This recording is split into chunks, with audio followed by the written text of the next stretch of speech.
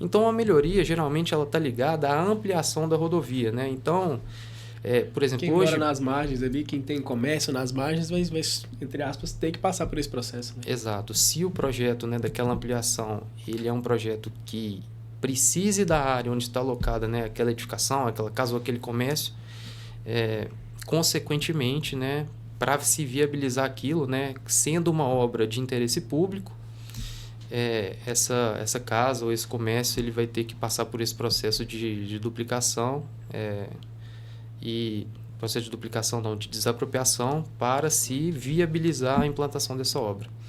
Então, além de tudo isso que a gente já falou, né, que é etapa de projeto, tanto a elaboração quanto a aprovação, desapropriações e interferências, a gente tem também um outro ponto, que é o licenciamento ambiental, que é muito importante. Hoje, a gente precisa licenciar, né, toda aquela obra, principalmente a obra de rodovia, que é uma obra que tem uma interferência direta, né, com o ambiente ali. Geralmente, né, tem vegetação, tem espécies de animais que estão naqueles locais, então é preciso encaminhar o licenciamento ambiental dessas obras no órgão responsável, e também, geralmente, é um processo que demora um tempo, né? E que, então, assim, como a concessionária ela tem um cronograma para se entregar essas obras e precisa atender esse cronograma, é muito importante se atentar a todas essas etapas que precisam acontecer antes de se colocar o primeiro equipamento lá na obra, para essa obra começar a se ver, né, ali um movimento de terra, que é a primeira etapa da obra, a parte de terraplenagem. Precisa de se alinhar tudo isso e se resolver todas essas questões, essas tarefas, antes da gente começar a obra. Eu entendo que esses são os principais desafios das obras de ampliações e que é recorrente, né, a gente gasta muita energia com essas tratativas, além também da energia que se gasta naturalmente ao longo da execução dessa obra. Você falando aí, cara, tô achando que vocês estão muito tensos. Vou colocar um tópicozinho engraçado aqui, não, coisa que eu lembrei aqui agora, a gente falando dessa questão de desapropriação, né? Tinha um trecho pelo qual eu passava direto, que tinha um restaurante que, assim, você via que foi um lugar muito frequentado, que era um lugar, né, grande, assim, bonito, bem ajeitado, só que tava meio acabadinho. E eu trabalhava lá próximo, lá, e eu perguntava pro pessoal direto, falei, cara, mas o que aconteceu nesse lugar? Parece que era um lugar tão bacana, né? E agora o negócio tá meio jogado nas traças aí. Aí um cara, né, que falou assim, não, velho, isso aí eu vou te contar a história, que o dono de lá é um conhecido meu e tal. Vou te contar a história dele, o que aconteceu com ele. Quando eles foram fazer a obra aqui de duplicação na rodovia, eles queriam duplicar tudo. Não sei se você reparou que lá onde ele tá, é uma parte que não tem duplicação. Eu falei, realmente, não achei que ele tinha a ver, não. Eu falei, não, ele tem. E o que acontece? Ele tinha um lugar lá, aí o pessoal foi e ofereceu ele. Aí, segundo que, né, aí a gente não sabe até que ponto que é folclore, até que ponto que é só que é realidade mesmo. Pessoal, parece que a galera fez 3 propostas pra ele lá, ele não aceitou nenhuma, falou que ele não tirava, que ele era o lugar dele, que ele não saía dali, que não ia mexer em nada e que pronto, acabou, não adianta ficar oferecendo dinheiro, não. Só que lá onde ele ficava, lá tinha uma rotatória próxima. Antes das obras da rodovia, tinha uma rotatória bem próxima. Então, o que o pessoal da região fazia? Por ser um lugar muito bonito e tal, era um lugar que a galera gostava de ir lá e almoçar, por exemplo, ir embora, voltar para a cidade. O pessoal que parava lá, né, que estava indo, sei lá, só passar por lá também, era fácil do cara voltar e fazer a rotatória. Muitos caminhoneiros também paravam, né, colocavam o caminhão lá, falavam, não, daqui a pouquinho eu tenho que fazer a rotatória, então passo ali que a rotatória está pertinho. Aí, segundo que conta o folclore dessa situação aí, o pessoal falou assim, não, beleza, nós também vamos tirar a rotatória, que vamos aproveitar o espaço dela para poder construir aqui, fazer uma via de acesso aqui. A via de acesso tem que existir, então ela vai ter que ter, então a gente vai ter que tirar a rotatória para colocar a via de acesso e colocar a rotatória bem lá para frente. Aí jogou essa rotatória, acho que uns 10, 12 km para frente, deixar para a galera não voltar. E basicamente isso foi um negócio que fez, né, o negócio dele desandar muito. Porque aí ele deixou de ter todo esse pessoal que saía da cidade para poder almoçar lá, parou de ir, porque ficava longe, o pessoal longe de fazer o retorno. Retornar, né? Era alto também, então o pessoal não tinha como sair por fora, fazer alguma coisa, não tinha nada que desse para ser feito. E o público dele se resumiu, que era um público muito maior, se resumiu a quem estava de passagem e do nada resolvia encostar lá, que era a menor parte do público dele. Aí o negócio do cara foi definhando, né? Às vezes, se ele tivesse aceitado alguma das propostas, ele poderia continuar com o terreno bem ali do lado depois da duplicação. Podia ser até um negócio menor, né? Menos vistoso do que antes, mas tinha um negócio fluido, funcional ali, totalmente. Em uma obra que eu tive no Triângulo Mineiro, aconteceu bem isso. É mesmo? Um posto lá, que tinha um restaurante, era muito movimentado. Aí, devido à duplicação em si, acaba que o acesso ao posto ficou um pouco mais complicado. Automaticamente, o fluxo de pessoas foram para outro. Mas, em compensação, reduziu nesse e aumentou no outro. Então, assim, existem pontos positivos e pontos negativos, né? Analisando essa questão comercial para o produtor local, para o comerciante local. Mas vai muito do aceite da pessoa e da sorte da pessoa também naquele momento. Né? Assim, é igual eu falei, eu não sei até que ponto chega, que termina a verdade e começa o folclore, mas pelo que se falou, ofereceram para ele né?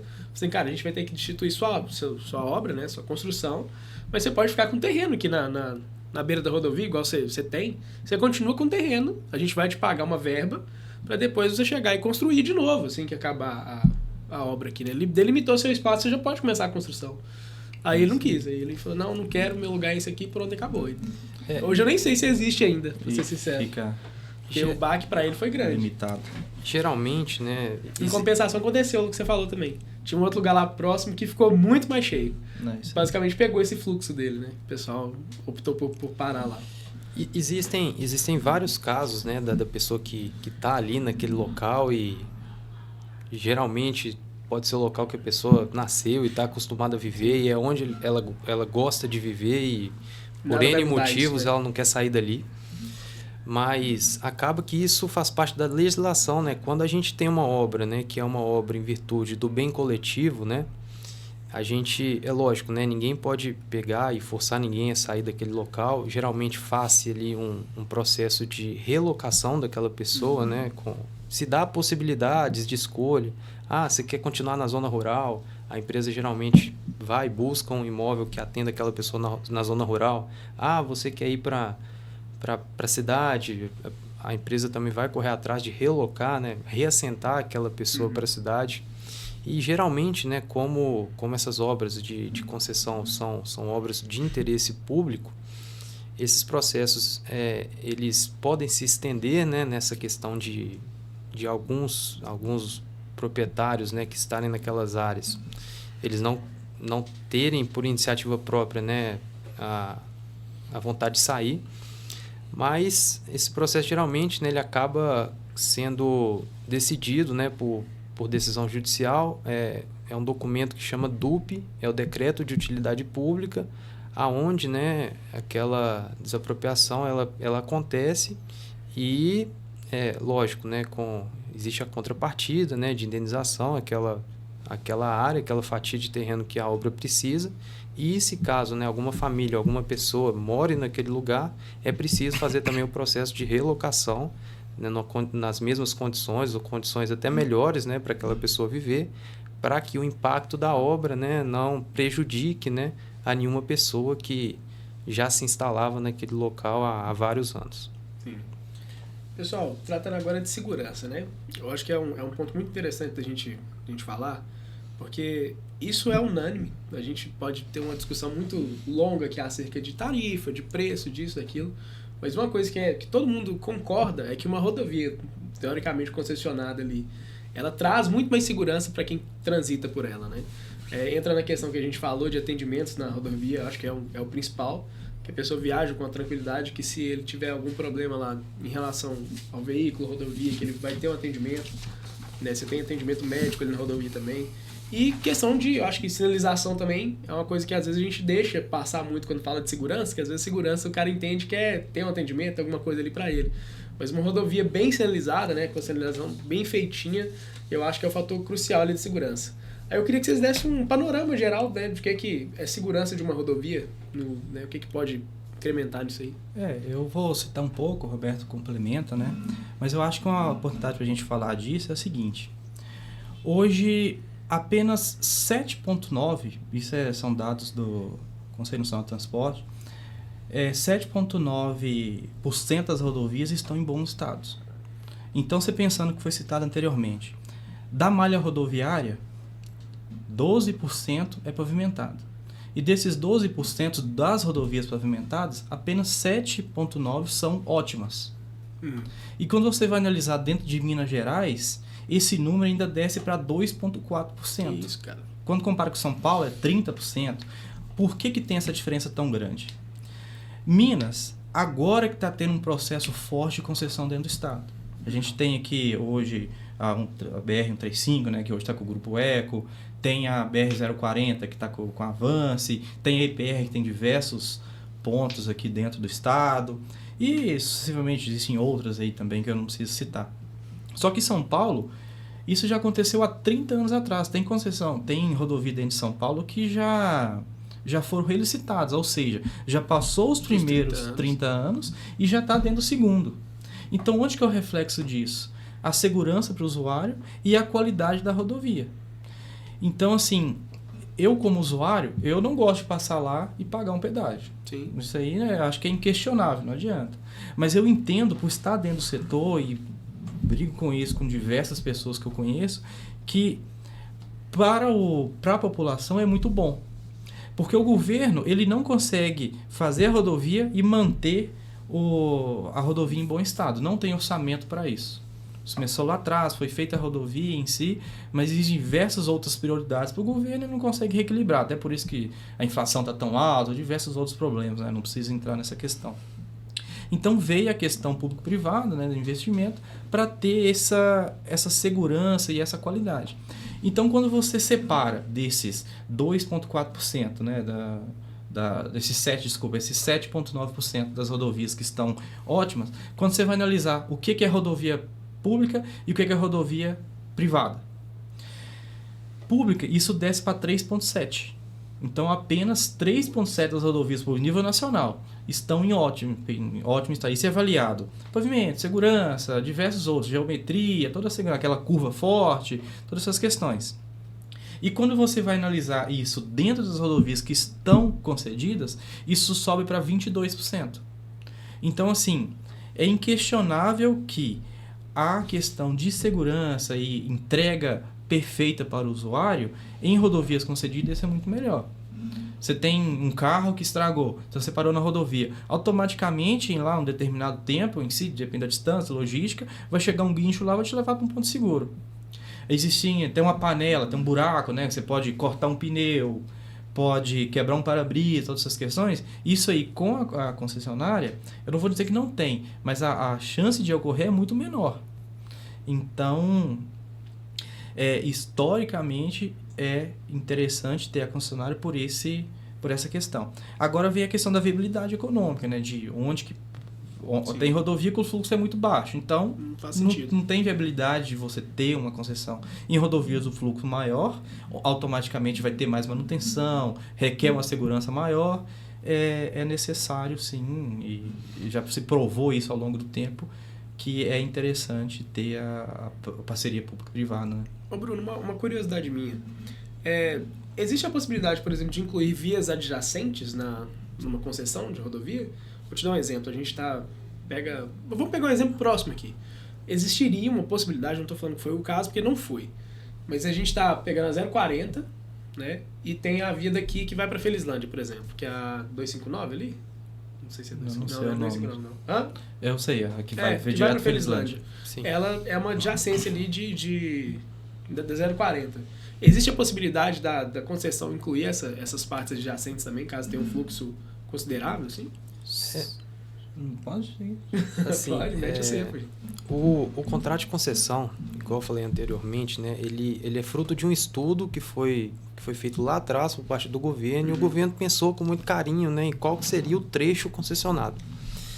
Então, assim, não vou te falar que não possa acontecer, porque por mais que a concessão nasça, né, já com todas as obrigações de ampliações, de conservação e de tudo que precisa acontecer para o atendimento daquele contrato, é possível também, através de um mecanismo de novo investimento, se houver uma demanda e se o governo enxergar que aquela demanda tem relevância e que tem viabilidade, é possível sim que a concessionária assuma novos trechos, amplie uma rodovia que não estava planejada, né, inicialmente no contrato de concessão, mas isso vai depender muito, né, da real necessidade, né, de inserção daquela rodovia no contrato ou ampliação de um trecho que não estava previsto.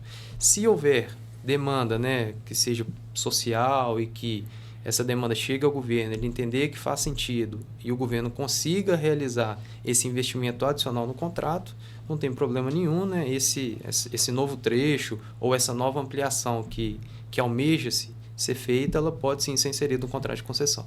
No fim das contas, a concessão de rodovia está muito associada, está, né, muito atrelada ali a essa questão da demanda, né? Seja ela social, seja ela estrutural, né? Sim.